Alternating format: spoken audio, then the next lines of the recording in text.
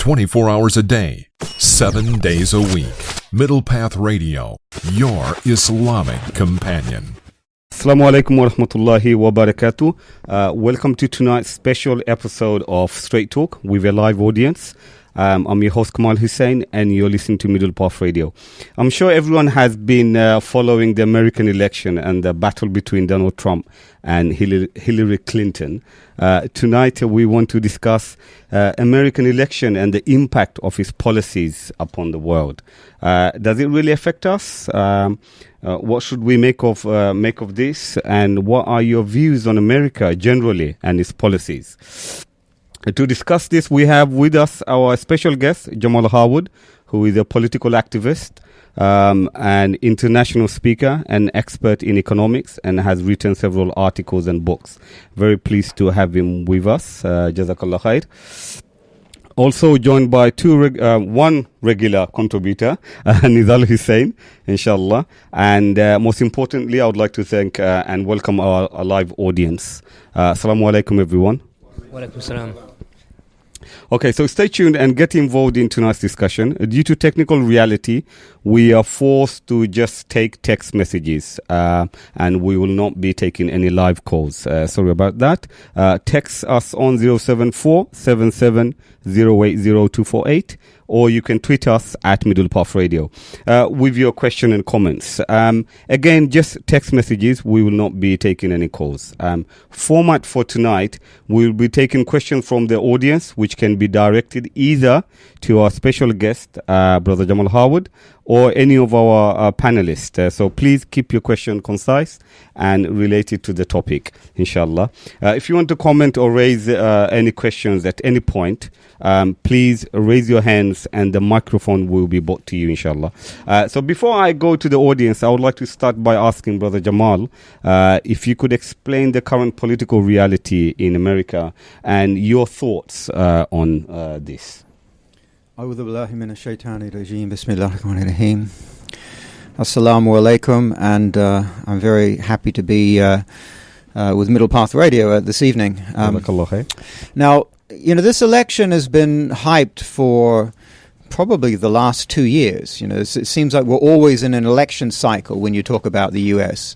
It's a very long, drawn-out process. It's all about, getting the candidates ready for the Republican and the Democratic nominations, going through the nominations and going through the various caucuses to whittle that down to one candidate each. Then there's a conference, and that conference is confirmation of who the candidate will be. And then there's more and more electioneering, campaigning, leading up to the election, which is now, thankfully, it's only about a month away. I think about 32 days, the election will be complete. And then we have a sort of a dead duck period until January, when the incumbent, of course, Obama, will go out of office and the new president will come in. Now, the biggest thing I would highlight is that we've got a system in the U.S. It's a two-party system. Yes, you can have other candidates, libertarian like Gary Johnson. Mm-hmm. You can, but it's dominated by these two parties, the Republicans and the Democrats. And actually, if you look at their policies, if you look at the history of these parties, you look at the history of their presidents, there's not a lot of difference, particularly when you look at this vital issue of foreign policy. Mm-hmm. The U.S. is hegemonic. It's the number one superpower in the world. It has the biggest military. It spends more on its military than the next 5 countries, in total. It's got over 120 military bases all over the world. Mm-hmm. It's got the dominant economy. Its dollar is the dominant currency. And it's been behind, the major conflicts that we've seen since World War II. So I don't see that changing. I don't see a fundamental change happening. Even though Donald Trump has been put forward as an anti-establishment figure. Mm-hmm. He was not the first choice of the Washington insiders. The Republican Party were very, by and large, very unhappy with his success. They had more establishment figures like Jeb Bush, Cruz, who were battling it out against Trump, and they lost step by step. But the reality is Trump, as indeed Hillary Clinton, is a product of the system. They are a product of the American political system. Are you saying that they're the same, there's nothing different between them, or what's the point? I mean, what is it that you're trying to... the main thing I'm saying is that I don't expect a difference in terms of foreign policy whether Trump or Clinton comes to power. Okay. Nizaki, do you want to come in? Yes, I would just say that, the trend you can see that's developing in the US, but also across Europe as well. Mm-hmm.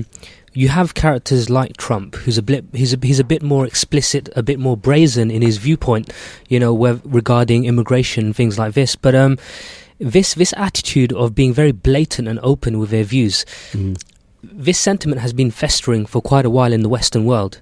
There's always been a sense of political correctness, but on the one hand, political correctness on the one hand, but on the other hand, there's always this promotion in a very subtle way towards, whether it's immigration, whether it's the threat of Muslims, wars abroad and so on, that now the political correctness, the barrier of political correctness is actually dropping. So Trump can say things so overtly and openly now, but you also get prime ministers across Europe who are doing the same thing. So this climate is actually of political correctness. When it comes to Muslims, for example, particularly for Muslims living in the US, the gloves are off now. It's almost explicit and blatant. Things which were more towards the right are moving towards the centre. So Donald Trump, he's becoming, his views have become more, you can say, mainstream in a sense. And that's quite worrying. Whereas before, some people in the past would have been worried about explicitly voicing these opinions. Yeah. But because of Donald Trump, it's become more acceptable, these views. That's the now, point. But the problem is leading to this. Before Donald Trump came along and he's now the candidate for the Republican Party, this situation has been building up for quite some time. There's been a bit of a manufacturing of consent towards this. Do you see? So it's just as you have within the Muslim community, there's always this talk of they'd get some radical imam on TV on BBC that the Muslim community doesn't even know about until he's shown on TV. But at the same time, you have these radio broadcasts, or whether you have news channels, Fox News, BBC News, who've been promoting this. It's very radical, a very what you can say Western radicalization. It's very subtle. It's been building things up to the point muscular liberalism. Yeah, that's it. Muscular liberalism to the point that someone like Donald Trump, he's more acceptable in terms of his views, which is very worrying. Jamal, you wanted to come in? Yeah, no, I see that's a product of what I'd call populism. Donald Trump has come forward on a wave of populism. So his plan to build a wall between the US and Mexico is all because immigration is a major concern in the US. So he takes what he sees will be a popular policy. The same thing with his proposed ban on Muslims, which again, by the way, his running mate Pence is backtracked on today. He's come back and said that they wouldn't do that. But again, the purpose is that they build up these ideas in the minds of the people, year after year, month after month, week after week, in the media, in the popular press, amongst these politicians, on policies which are populist, meaning if you can appeal to the largest number of voters and get the largest numbers of voters behind you, you'll say anything. Okay. You can always backtrack later. It doesn't matter. So again, you say, where is the principle? Where is the ideas? Where is the new approach? Obama comes in on change you can believe in, and change will happen, and so on and so forth. Where has it been? There's been no change in terms of these guys. Okay, thank you. Let me just take a question from our audience. I've got Modu Hussein. If you would like to take the microphone. Thank you. Assalamu alaikum. Welcome, brothers, I had a question. I mean, the elections, they affect us all, and it's gone international. I think the issue is discussed internationally. But particularly about Muslims living in America, how should they look at this issue, with the election, with Trump and Hillary? I was reading recently this very good book. It's called The Muslims Are Coming by Professor Arun Kudnani. And he put forward, he said, who was the first Muslim American president? So who is the first Muslim to be president in America, Muslim elected president in America? And I was thinking, what? What's he talking about here? Muslim elected yeah, president. Muslim elected president. Of course, some people say, Barack Hussein Obama. People say, he's actually a closet Muslim or something Muslim like this. No. The fact of the matter was George Bush, right? 2000. Muslim friendly, you mean? Muslim. Why? Because there was a paper written that said the Muslim population, which is quite large, we're talking more than 8 to 10 million in the US approximately, was mobilized to support Bush in the 2000 election. They generally support the Democrats. Obviously, I would tell them not to support either of these candidates. They're not Muslim candidates, and they're on a non-Islamic how would platform. you argue lesser of the two evil? Because obviously we can see Donald Trump being, he's playing. He obviously has issues with immigrants and Muslims. Whereas on the other hand, Hillary Clinton, she's quite the Muslim-friendly. lesser of two evils does not apply here. This is not a life and death situation. Where you've got a choice between two evils to save your life. You eat pork. You can understand from the Muslim community. Imagine if Donald Trump comes in, then Muslim would have a very difficult life. I mean, for traveling or whatever, they will have a very difficult to get on board. So don't you think it's everyone good to maybe everyone was said the same thing about Obama. Okay, Obama was coming in. He was going to close down Guantanamo Bay. He was going to stop this aggression in terms of these wars. What did he do? He ramped up the aggression in the Muslim lands. He put more drone attacks, unjustified drone attacks, killing more innocent people and families around the Muslim world than in the time of Bush. So you can't tell me that Obama, just because he says he's Muslim friendly, or Clinton, who says that Trump's words about Muslims are completely unacceptable, which of course they were unacceptable. But Clinton has been the Secretary of State throughout this period of history. So how can we get behind Clinton, who's a corrupt politician who will say anything to be elected? There's within our community there's a feeling that if you look at the Jewish community, they have pressure groups, and they put pressure on your presidents and so on and so forth. Do we need that kind of pressure group from the Muslim community, do you think? It's a misunderstanding of the notion of pressure group. Yes, there are Jewish and other interest groups which raise pressure. The function of a Muslim living in the West is to carry dawah. This is our function, to live according to Islam and to carry Islam to the people. In terms of doing that, yes, we can go and we can engage, we can debate, we can talk with politicians, with the man in the street, and so on and so forth. But our function in life is not to spend all of our time and effort in terms of looking for a particular interest, just which we believe is of benefit to the Muslims on a short-term basis. Okay, I think Nizal wants to come in. I'll let him come in and then...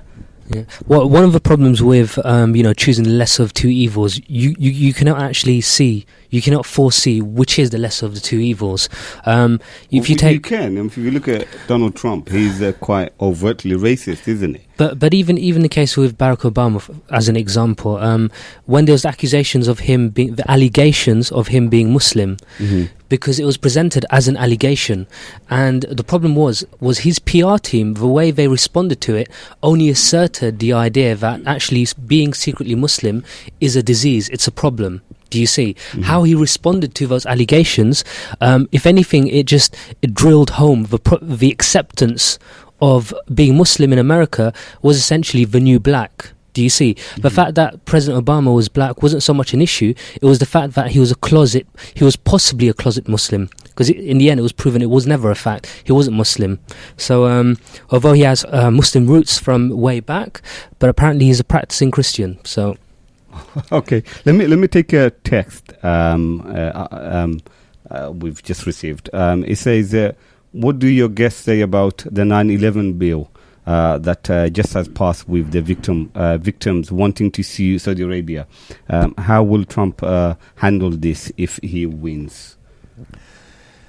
It's an interesting one because Obama was looking to veto this, but it was effectively overruled. So we're now looking at it's actually a means. You've got to look at the history and the relationship between the Saudis and the Americans, and the relationship is one of master and servant. Basically, the Americans tell the Saudis what to do, and the Saudis comply. So the question here is, this can be used as a means of pressure. There's pressure from public opinion within the U.S. in terms of wanting to get some retribution and so on and so forth, some compensation. And then there's continuation of a pressure upon the Saudis to do what the Americans want them to do. So whether that is lowering the price of oil, whether that's pumping out more oil to put pressure on Russia, the Saudis are compliant. So this is the thing. And until we see independence in the Muslim lands, which means that we see a regime change and we actually see proper Islamic governance in the Muslim world, we're going to continue to see this client-state relationship between America and these effectively. Okay, fantastic. Puppets. Let me take another question from the floor. I've got Khalid Chaudhry. Yeah, the so-called American dream that is sold to the world. Are its own people living this dream? As we can see, the recent ongoing unrest with the black people, which shows racism is deep-rooted in society and its politics. Okay. Yeah, I mean, it's a shaming indictment on American society that, in the last 100 years, when you've seen the abolition of slavery and you've seen supposed integration of minorities into this supposed melting pot, which everyone is so proud of in the U.S., that this is a society of immigrants. Obviously, we go back in time to see what those immigrants did in terms of how they decimated the Native American, community, and how they've more recently, gone into other countries as an imperial occupier. But even within their own society, they have never managed to deal with this inherent issue of racism, which is still there. So the question is that this is a systemic issue, meaning that if you look at secular liberal capitalism, it's failed to address the issue of racism. And this is where Muslims have got something to teach them. When you look at statesmen, people like Malcolm X or Muhammad Ali, were statesmen in the American vernacular, managed to rise above this. And I'm reminded of the statement that Malcolm X made when he made on Hajj. Previously he'd been following Elijah Muhammad and the Nation of Islam and that, and he threw that aside. After he went to Hajj and he saw people with blonde hair and blue eyes, and black people and Asians and from all walks of life coming together in unity. This is the unifying aspects of Islam, because it didn't matter. As the Prophet ﷺ said, no Arab is superior to a non-Arab. No non-Arab is superior to an Arab, other than in piety and taqwa. So Islam enables the human being to rise above this base, low level of thinking, this nationalistic, tribalistic, racist thinking, which is still endemic in the US. It's shaming, that we've seen the violence towards black people in the States. And in terms of their policies around the world, I mean, it's not that far ago that we saw Abu Ghraib, Bagram Air Base, the way that the Americans, treated Muslims in those things in terms of humiliation, in terms of actually trying to put them at the lowest levels. Okay, and, fantastic. If you just joined us, we're discussing American election and the impact of its policies upon the world. We have with us Jamal Harwood, inshallah. So please, you can take part in this and join in this discussion with your questions and comments by texting only. It's 07477080248, or you can tweet us at Middle Path Radio. I would like to go to Brother Nizal. What's your thought on this? Okay, I mean, recently we've seen, the protests by Black Lives Matter in the US, with recent shootings committed by police, and this is all while Barack Obama is in power. And we've seen, if we, Muhammad Ali was mentioned just a few minutes ago. Mm-hmm. What's really interesting is the fact that if we take characters like Muhammad Ali, if we take characters like Martin Luther King, today they're celebrated. The establishment celebrates these individuals. And the truth is, it's more of a self-patting on the back. It's more of a self-patting on the back, and it's a celebration of our supposed tolerance. Mm-hmm. But the reality is, a closer look at these figures, Martin Luther King, for example, and I specifically take him as an example because he promoted the idea of non-violence, protests and things like this. Black and white working together. Exactly, all of that. And one of his famous speeches, the Vietnam speech, it's a great speech to listen to. It's on YouTube. You just type in Martin Luther King's Vietnam speech. And in there, everything he says is actually very controversial. For its time, and even today, you'd never think that someone like that would say those things. That now and get away with it? Oh, Muslims say similar things. Anyone, Basically, he speaks up against the Vietnam War. And at the time when he was speaking about, equal rights between black and white, many people said, Dr. King, just focus on these social issues. Don't mention politics. Don't mention foreign affairs. Because the moment you do that, you're accused of being an unpatriotic American. This is the same thing that applies today with Muslims living in Britain or the US. The moment you criticize foreign policies, there's a question as to whether you're loyal to the country or not.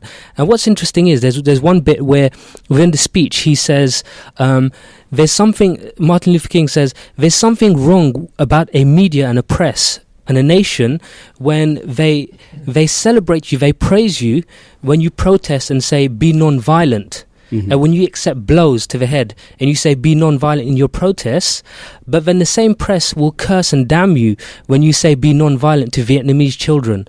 And the moment he says that, the whole crowd roars. And there's a relevant point here, which is at the time in history, a few decades ago, characters like Martin Luther King and Muhammad Ali, who was very controversial in the sense that although he was a boxer, he refused to join the Vietnam War. He refused to because of the national service. And at that time, that was considered incredibly controversial. How dare you question, what our boys... He was in prison for that, wasn't he? Yeah, there's this question of what our boys are doing in Vietnam. You need to get behind them and support them. There's no sense of questioning. The moment you question, that's unpatriotic. So in that time in history, they were marginalized and criticized for doing that. It's only decades later, now it's, the establishment for a self-patting on the back. They celebrate these figures. So the point I'm trying to say here is that there's always been this idea of a model black citizen. Do you see? So if you're a model black citizen, you have to accept the status quo. You've Barack Obama, for example. Yes, he may be black, but if he's enacting the same policies of previous presidents, he's maintaining the wars, for example. Then what is the difference? We need to shift away from this idea of celebrity politicians.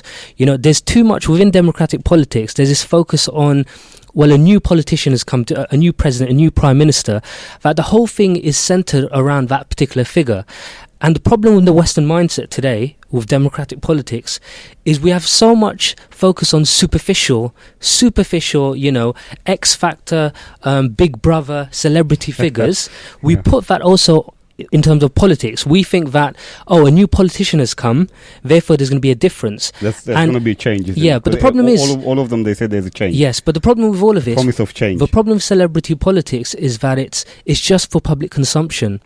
And the problem with it fundamentally is this, is that once a political party adopts, you have a new leadership, and the change doesn't actually materialize,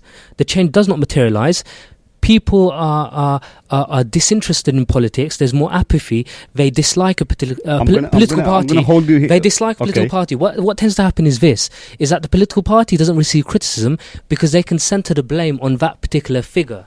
Do you see?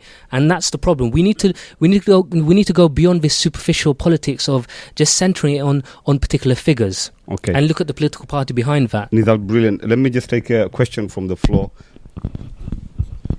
Okay, so just picking up on what Jamal said earlier, he said that we were talking about the two candidates. So you had Hillary Clinton and you've got Donald Trump, and we were talking about the Muslim vote. So you said the natural role of a Muslim is to carry the dawah. But in the United States, Muslims are quite brutally murdered. So an uncle of mine during Ramadan said he couldn't go to the masjid unless he had a lift because they were in fear of getting shot. And it's happened. So I can understand a lot of people who are well informed, quite strictly adhered to Islam, thinking, well, look, doesn't matter if my life and death is at risk.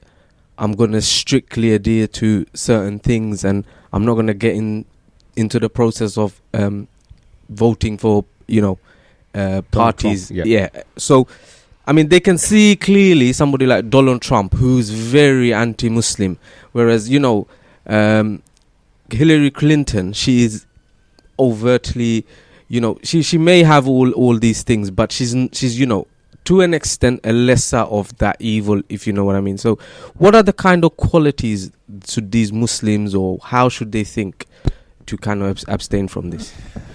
First of all, I disagree with this point you're making, and let me explain.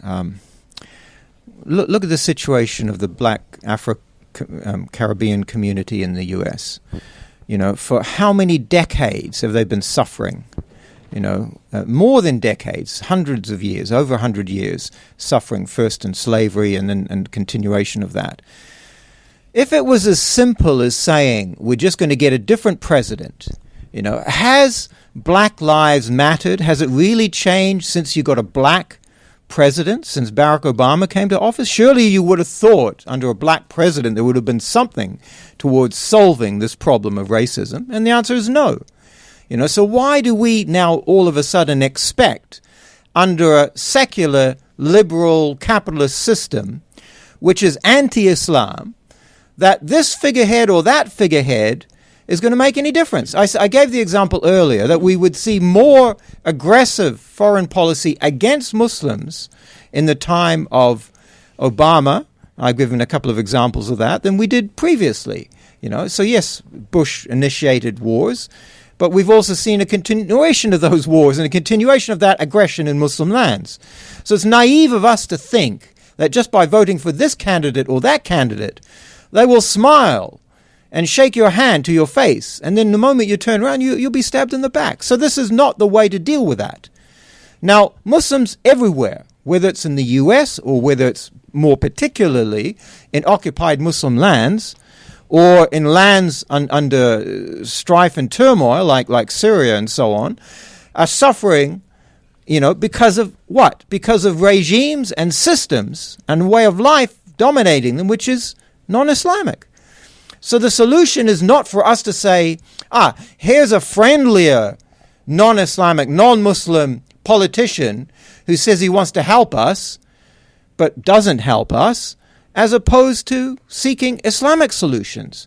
Never in the history of Islam, did Muslim. Allah subhanahu wa ta'ala says, وَلَنْ يَجْعَلَ اللَّهُ الْكَافِرِينَ لِلْمُؤْمِنِينَ sabila. Never would Allah, except for the disbelievers, to be in authority over the believers. Why should we be seeking the authority of disbelievers over us to be solving our affairs? And why would we be so naive to think that they would do that? But Jamal, I'm going to stop you here. What should the Muslim do then? I mean, they're damned if they don't do anything. They're damned if they do. So what do they do?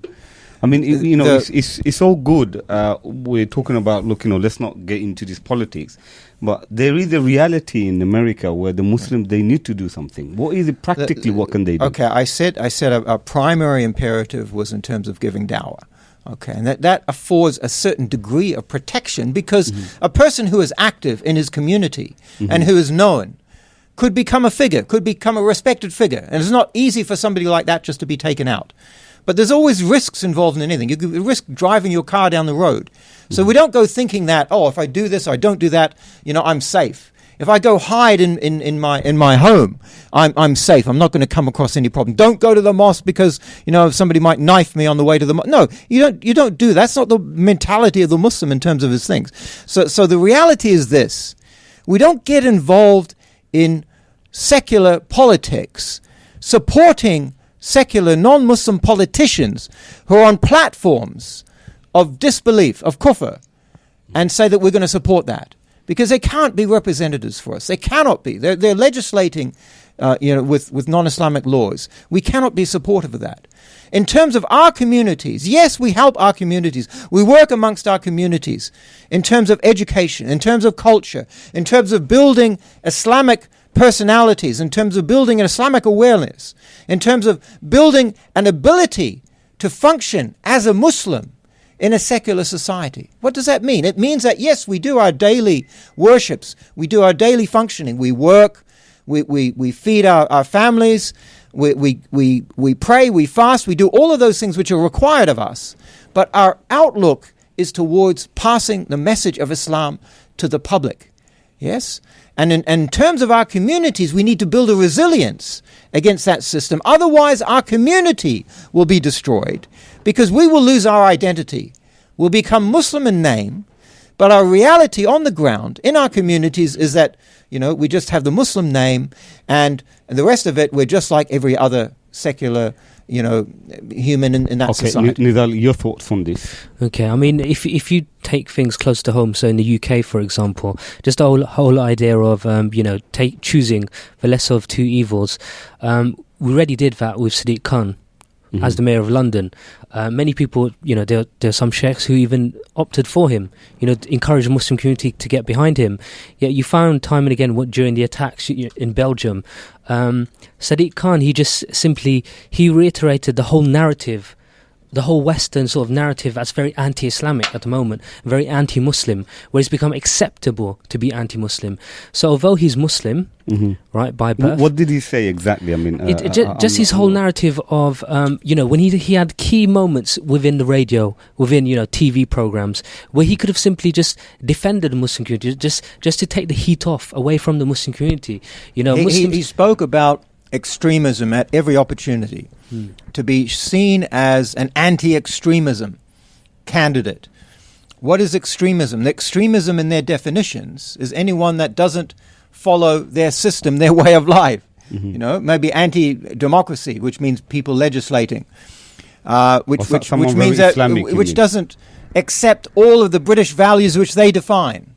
Okay, so effectively he's following the mainstream argument that says that a practicing Muslim, a Muslim that adheres to the Aqidah of Islam, that adheres to Sharia, that believes in Sharia, is extremist. And they go even further. Anyone that believed in Khilafah, believed in Jihad, is also an extremist or on a path towards not only extremism but violent extremism, again in that. So he went out of his way to distance himself from, the Muslim community, by saying he was anti-extremist and actually following the same definitions of extremism that they have. So this is not helpful for the Muslim community. People say it's a great victory to have a Muslim in this scenario, but... Jamal, I'm going to have to stop you. Sorry. Yeah. And the key thing with Sadiq Khan, for him to actually have got to power to get so far, as in with any system, its first principle is survival. Any system is like that. So for Sadiq Khan to come into power and to overhaul the system and to implement Sharia, as many far-right groups have claimed he's going to do, which he hasn't done, he's done the extreme opposite. But the issue is this: to go far into a system requires change in your part. You need to change. What about the scholars in America? What do you think their role should be? Well, I don't want to name certain names, but there have been some prominent popstar scholars that you've talked about. There are many scholars for dollars, as it were, who they've reached quite far. I'm not mentioning names, obviously not, but prominent scholars who have questioned the notion of an ummah, who've said that Muslims should not even think of or discuss issues of global politics, what's affecting Muslims in other countries. Effectively, we should consider what happens with Muslims in other countries as an issue for the scholars in those countries to deal with. Muslims in the US, because he's an American Muslim scholar, he says that Muslims in the US should just focus on American problems because this is where they're living in. Yeah, what's ironic and very interesting, when an issue happens in Belgium or France, America is concerned. Yeah. How does that? They also there's no. Of course. I mean, and the key thing here, obviously, we always have to have a sense of proportionality. It's obviously an atrocity that takes place in Belgium or anywhere. It's a bad thing. No one's promoting it. But at the same time, if you look at the numbers, the onus is always on the side that's committing more of atrocities. that has more of a military capacity and more of an economic capacity. So we should be questioning those powers, and our scholars for dollars are not necessarily doing that. Okay, let me take a question from the floor. Brother Khalil?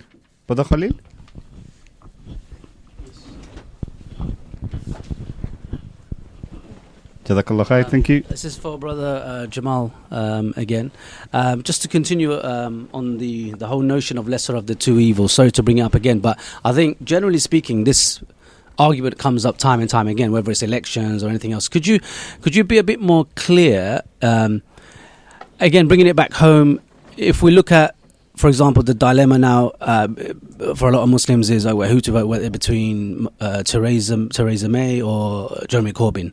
And it seems quite a no-brainer. It seems quite obvious that, given what they stand for and historically, Muslims should be supporting Jeremy Corbyn rather than doing nothing or just carrying dawah. If we can actively help someone come into power who has been quite vociferous in being anti-Israel, anti-Zionist, just on that issue alone, and he's backed up everything he's said with his actions, and he seems very sincere.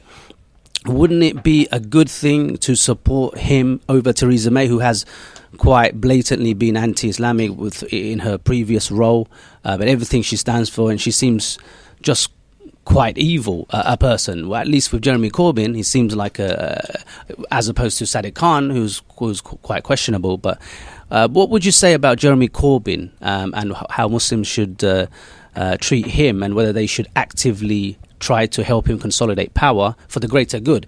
And then tying that in with the lesser of the two evils argument again, what is your actual dalil from a hukum shari'i point of view to say that it is only linked with life and death? Because a lot of scholars, you may disagree with them, still use it for pragmatic reasons and for benefit. What would you say about that? Jazakallah khair. Brother Jamal? Yes, if you look at, I wrote an article, again, if you go to my Facebook page, you can see talking about the Corbyn phenomenon and how we should be looking at this.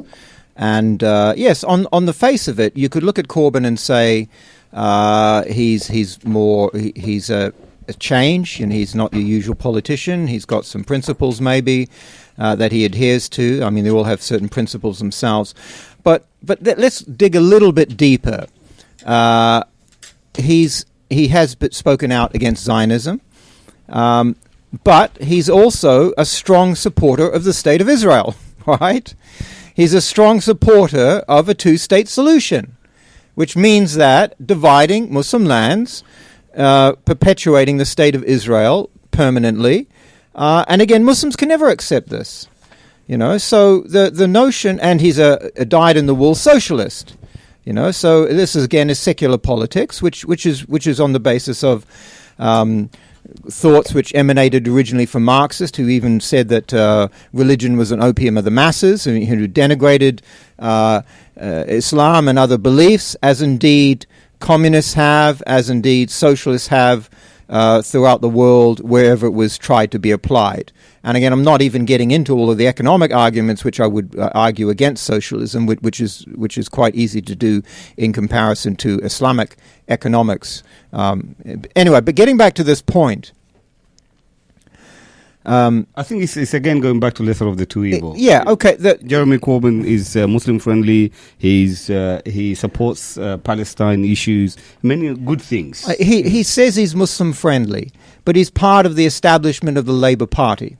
The Labour Party is well established in this country, and as I say, has, for example, a policy of two-state solution in Israel, which we could never accept.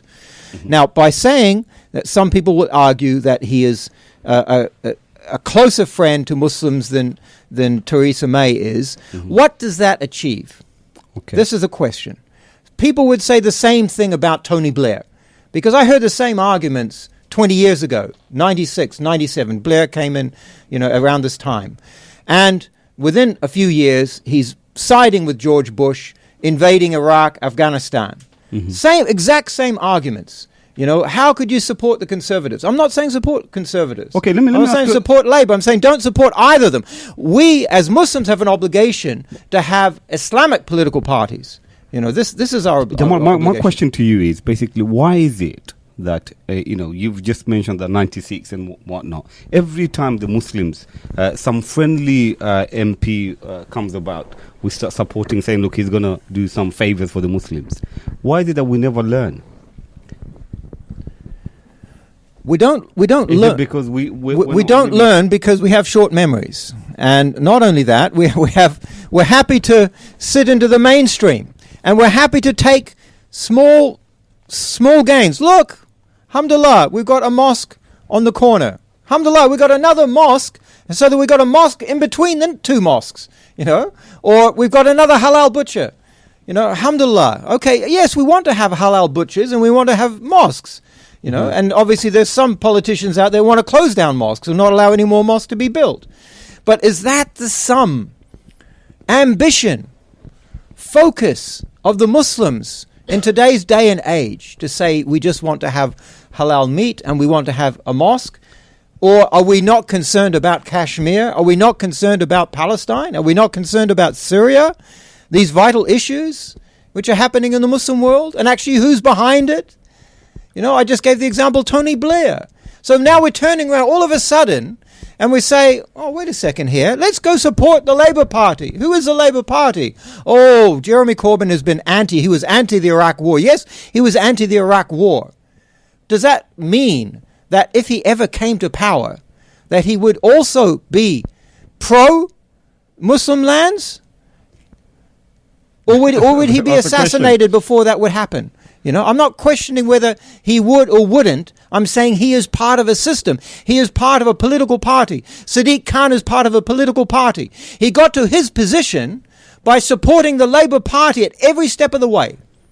As a councillor, as an MP, as a senior MP, as a shadow spokesman on the cabinet, as a candidate for the mayoral election. He got all the way up the greasy pole because he accepted hook, line and sinker, secular politics, non-Islamic politics. He threw away his Islamic principles to get elected. I think so what we'll he just bring in Islamic face. We'll have to do another show on voting, whether it's allowed or not, and what are the benefits. And I want to stick to American politics, and I want to go into maybe looking at America's foreign policy. How would the world view, or how do the world view America in the light of the foreign policy and its interference in the sovereign nations? Is it seen as a beacon of justice, and are they really peacemakers? That's what I want to focus on at this moment. So, Brother Nizar, if you want to come in. Yeah. Well, the key thing is, especially in terms of elections, whether you're looking at the 60s, pretty much every decade, the US was always involved in some kind of war. And again, whether you're going back and forth between the Democratic Party, the Democrats, or the Republican Party, the US has been involved in wars in Indochina, Southeast Asia, Latin America, you name it, they've been there. The number of military bases they have now officially is 662 bases in 38 foreign countries. So this is, the difference between the Republican Party. That's not just the Muslim world. You're talking about globally, yeah, globally, that's right. Okay. So for example, Latin America, Indochina, it's these are outside the Muslim world, pretty much, right? Yeah, so it's. And the discussion between, when it comes to elections between the Republicans and the Democrats, you're looking at difference in terms of internal policies, how they're running the state internally. But in terms of externally, America has a certain economic reality in terms of how it trades with other countries. Yeah. And those realities don't change overnight. America has a limited set of resources, natural resources, so it has interests in other countries. It has economic interests based on raw materials in, say, Morocco, in terms of phosphates in the mountains. It has interests in Saudi Arabia in terms of the crude oil. So it always has to maintain these military bases globally, irrespective whether Barack Obama comes to power, irrespective whether the Republicans come to power. How do they see America? Do they see them as peacemakers? Do they see them as a beacon of justice? But this is just for public consumption, isn't it? This is just Jamal wants to come in. Yeah, listen, I was invited to the Oxford Union a few years back to debate, and it was quite an off-the-wall debate. It was about should the United States of America exist? So they bring our so-called radical speaker along to argue. I argued a point. I argued about individualism, and I said that this is one of the traits of the American persona, which is also quite popular in some quarters in Europe, of everyone for himself, and may the devil take the hindmost. This is a famous quote from Hoover. So the point there is that this mentality of me first, individualism,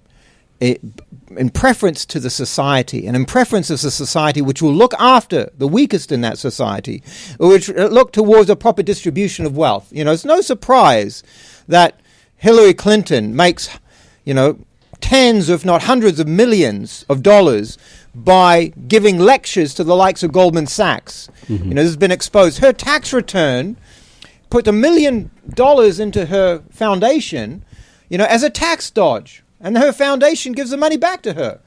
So Trump, he doesn't want to declare his hundreds of millions of losses, which he's using as a tax dodge. This is individualism. This is the guy first. Anyway, in this debate about individualism, I raised a point because Matt Fry, who was then with the BBC, he's now with Channel 4, he was arguing about America being good for the world in terms of... I said, even as a Muslim, let's put aside for one moment the Muslim countries, where sure, there's a lot of grievances there, but look at South America. It's not, 30 countries have complained about American interference in their politics. Coup after coup. The American doctrine, not only of so-called self-defense, but the Monroe Doctrine is they will never allow anyone in their continent to be anyone who is averse to them. So we've seen, not only in terms of their ostracizing of Cuba, for example, and socialist and what have you, McCarthyism, but their interference just in South America, has led to those people to feel the syndrome of the ugly American. It's not the ugly American. There's many, I used to live in North America. I used to live in Canada for many years. There's many good American people, right? But it's the system which is the problem. This system which needs to be changed. In Europe, and that system which is bringing forward the Trumps and the Clintons of this world to be figureheads of that system, to perpetuate that dominance, to perpetuate that hegemony throughout the world. Nizal, sorry. There's a key thing, there's a key dogma that exists in the world today, this viewpoint, and that is religion is the cause of wars. Right, it's a view that's so well promoted. It's a view that most people even have, and they don't know where it originates from. It's a Marxist view, Marxist idea, but it's a mainstream view now that religion causes war, particularly Islam, of course. That's the typical view. But at the same time, with the backdrop of what the US has done, and there's a reason why why I point out to the US what it has done. Forget the Muslim world. Let's consider perhaps Muslims there's always a complaint against the US. So fair enough. Ignore the Muslim world. But in Indochina, in Latin America, you found constantly, time and time and again, it wasn't Muslims or Islam or any particular group that was behind, sponsoring dictators in Indochina or Latin America. It wasn't Muslim groups or, scholars, Islamic scholars who preached or promoted dictators in Latin America or drugs, cartels, warlords or so on. This is all the doing of the US as a political structure, its system. But we know this. This is well documented by figures in the US themselves. You can read up Someone on. Can argue it's conspiracy theory. It's not. It's all the facts are there. The haters of America. No, all the facts are there. So if people were to read the works by Noam Chomsky, for example, but there are various other writers as well. John Pilger in the UK, for example. All of these figures, but there's many more also. America, time and again, has actually caused more wars in the world. It has the military capacity to do so. It has the economic strength to do so. It has the track record of doing so. It's currently doing so as we speak right now. Any superpower would do that. I mean, just going back to the Muslim world, when we had the Ottoman Empire, it interfered in other countries. Because that's the natural disposition of any superpower, that you want to, dominate or maybe control. Do you see? It's only natural, isn't it? Well, when the US undermined socialist governments in Latin America, you'd find McDonald's springing up, right? When the Ottomans expanded into East Europe, Christians weren't converting en masse to Islam. So there's a difference there in terms of the way of life. The Americans would expand and export their capitalism. They'd export their culture. Even in the US, for example, the whole gangster rap culture, whatever culture exists in the US, Britain always imports. shortly afterwards. And we're talking not even decades, just a few years. The Ottomans in East Europe, over so many centuries, you did not find mass amounts of people converting to Islam. Even though at that time, for a good few centuries, there weren't really many superpowers in Europe to stop the Ottomans from doing so, if the Ottomans willed to do so. So that's one thing. But going back to the point about the US causing the wars, it's done. The key thing here I'm trying to say is that this narrative that Islam is a cause of war in the world, Islam is responsible for the dictators in the Muslim world, Islam is responsible for, the corrupt militant groups and so on and so forth. The problem with that narrative is it lets America off the hook. So long as Islam is seen as aggressive, so long as anything associated with Islam, whether it be immigration, they're imposing their Sharia law in the UK, this is completely nonsense. The Sharia Council in the UK do not impose any hudud law. No one is chopping anyone's hands off on the streets of the UK. No one's decapitating anyone in the UK. This doesn't exist. If anything, it's powerful governments with their militaries who are flying thousands of miles away and overthrowing leaders in the Muslim world, or imposing new leaders. So it's the other way around. Okay, let me take a question from Abu Nuh. How should the rest of the developing countries respond to the exploitation and foreign policy of America? Brother Jamal? What should be the correct Allah subhanahu wa ta'ala says, وَلَن تَرْضَ عَنْكُ الْيَهُودَ وَالنَّصَارَى حَتَّى تَتَّبِعُوا مِلَّتَهُمْ. And never will the Jews nor the Christians be happy with you until you follow their way. Which means they will never be happy with us until we follow their way, which means we adopt their systems, their beliefs, their way of life. So this is the pressure which is upon Muslims. Whether it is within the US, whether it is in Europe, or whether it is effectively within our countries. So it is an ideological struggle. It is a struggle for our belief and our way of life. Our way of life is the challenge under threat, which means that within our lands, it's not an economic question. Will we get benefit from this contract or that agreement or so on and so forth. The history of colonialism and imperialism, which is a manifestation of capitalism, has been one of destruction and exploitation. What did the Iraqi people do to deserve the Iraq war? This is one of the first things which George Bush did, which, again, Arun Kudnani labeled as the first Muslim president. Why? Because the Muslims were mobilized to vote for George Bush in the U.S. as being Muslim-friendly, lesser of two evils. That was the argument. And the election, as you remember, between Bush was so close that they say that he was a Muslim president because the Muslims brought him over the edge. Okay. So this is the danger that we're looking there.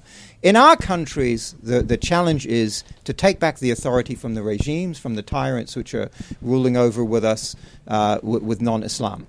That's our challenge. Okay. The question of economic agreements and so on and so forth will naturally come and will readily come once the Sharia is being applied. Okay, we'll trade with the world, but we'll trade with fair contracts and agreements. Okay, inshallah. Brother Nizal, I've got 5 minutes, so you want to... So the key thing is, in terms of solutions, as an example, it's not about, voting... How should they respond to America? Okay, in terms of solutions, again, it's not necessarily to do with we need to vote for another Corbyn, we need to vote for a Tony Blair, because at the time in history we thought Tony Blair would be a good option, and look where that ended off, So the point is, our focus should not even be in terms of what's going on here, because the system, to go far into the system, you have to change your principles and concepts to only go so far. By the time you come out of the other end, you cannot represent Islamic interests.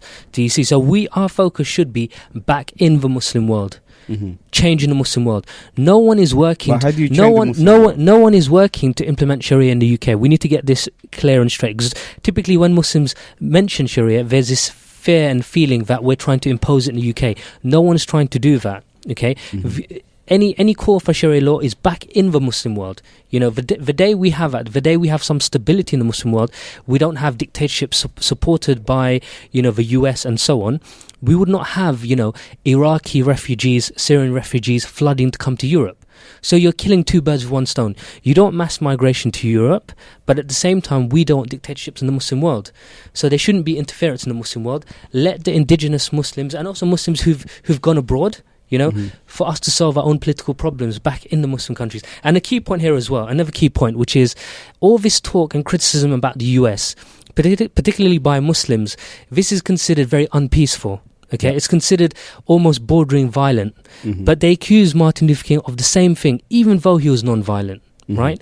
They accuse Muhammad Ali of the same thing, even though he refused to go to the Vietnam War to be enlisted.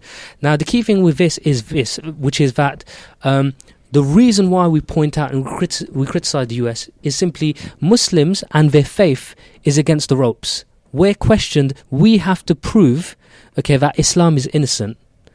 But the key thing here is that the onus is always on the position, on an effective government that's established. Islam as a system, as a way of life, is not established anywhere.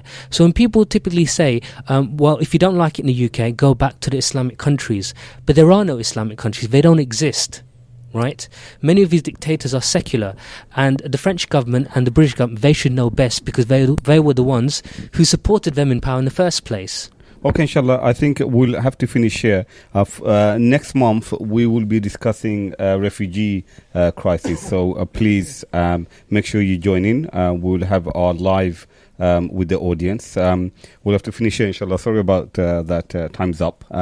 We've had an interesting discussion and some really good points to ponder on. I hope you have enjoyed this lively, interactive session with a live audience. I'd like to thank Brother Jamal Harwood for his time. Jazakallah khair. Also, a big thanks to our regular contributor and our audience here.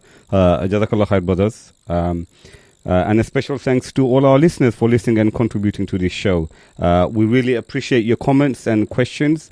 So join in next week and take part, inshallah. This doesn't end here.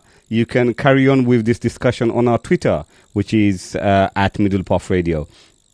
A recorded version of this show will be available on our YouTube channel, which is Middle Path Radio, and our website, straight-talk.co.uk. Please make sure you share with your friends and family. Again, thank you for listening to Middle Path Radio. I hope you have a nice evening. Till next Thursday. Assalamu alaikum wa rahmatullahi wa barakatuh. Middle Path Radio, your number one online Islamic talk station.